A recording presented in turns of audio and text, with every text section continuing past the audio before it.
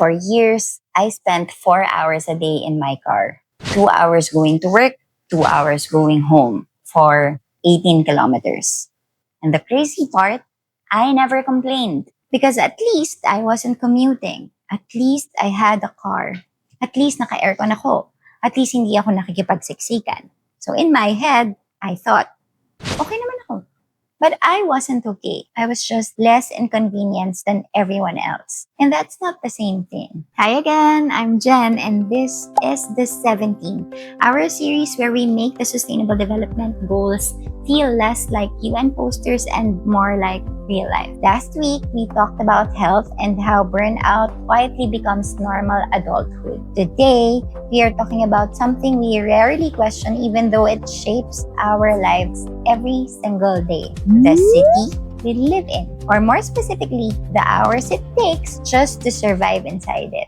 I want you to compute something with me. If your commute is 2 hours a day in total, that's already 10 hours a week. If it's 4 hours a day like mine used to be, that's 20 hours a week, 80 hours a month, almost maybe 1,000 hours a year. 1,000 hours not spent working, not spent earning, not spent resting, just trying to get somewhere. And when you're living inside it every day, you stop realizing how insane that is. Because everyone around you is also tired. Everyone around you is also stuck in traffic. Everyone around you also jokes about leaving at 5 p.m. and arriving home emotionally unavailable. So it becomes culture, it becomes normal, it becomes expected. But imagine explaining that to someone from a city designed properly. Yeah, I lose almost 1,000 hours a year sitting in traffic.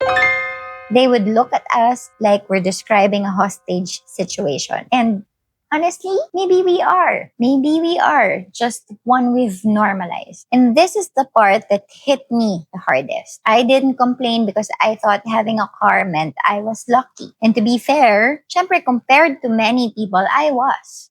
But instead of questioning why the system was bad, I compared myself to people who had it worse. And I think a lot of us do this. We say, at least hindi ako nagko-commute. At least work from home ako twice a week. At least my driver. At least flexible schedule, etc., etc. So instead of asking, why are our cities designed like this? We just keep adjusting individually. And I realized something uncomfortable. Comparative suffering keeps people quiet. Because as long as someone else has it worse, we feel guilty asking for better. But wanting better infrastructure, better transportation, better urban planning, better quality of life, I don't think that's entitlement. That's dignity. And honestly, I didn't fully realize the cost until my setup changed. Because eventually, when I looked for another opportunity, I made proximity a non-negotiable. Not salary first, not title first, distance from bahay to office, travel time. And when the hours came back to me, yun na, grabe, yoga came back, rest came back, entertainment came back, watching random videos without guilt came back. Even just sitting quietly came back. In not productivity, not another hustle, just myself. And then I realized how much of me had quietly disappeared inside traffic. This is where SDG 11 comes in. SDG 11 talks about sustainable cities and communities. And usually, when people hear that, they imagine buildings, flood controls, roads, pollution. But sustainable cities are not just about those, but really about something deeper. It's about how a city treats human beings. Because infrastructure is not neutral. A badly designed city steals time. It steals energy. It steals relationships. It steals health. Yung dinner na na-miss mo because of traffic, that's not just a scheduling issue. That's systemic. The workout na you skipped because you got home exhausted, that's also systemic. The child that's already asleep by the time a parent gets home, systemic. The friendships that slowly disappear because everyone is too tired to meet. Huwag na, traffic systemic. And in Metro Manila especially, we've become so used to surviving dysfunction that we confuse resilience with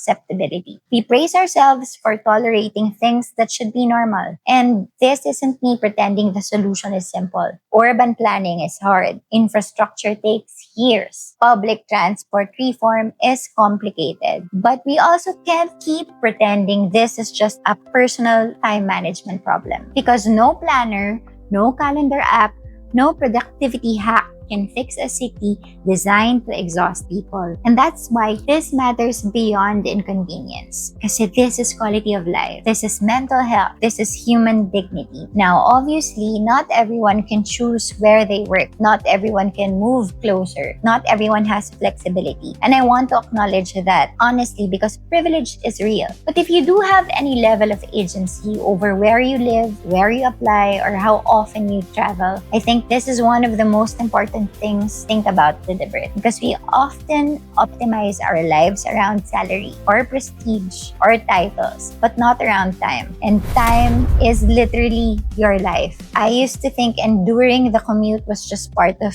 being hardworking. Now, I think protecting your energy is also a responsibility. And maybe that's the question this episode is really asking. What parts of your daily geography are quietly draining your life that you've already accepted as normal? And if you got even a small part of that time back, what would come back with it? This week, we celebrate Independence Day. Pero honestly, how free are we really if 4 hours of our day already belong to the road? Because real freedom isn't just political. Sometimes it's being able to decide where your time goes. Last week, we talked about what health really costs. Today, we talked about what your city costs you without ever sending you a bill. Next week, we are talking about something even more fundamental. So before you go, I want to ask you something. How many hours a week does your commute cost you? And what would you do with that time if you got it back? I hope to see you again next week. Thank you. Bye!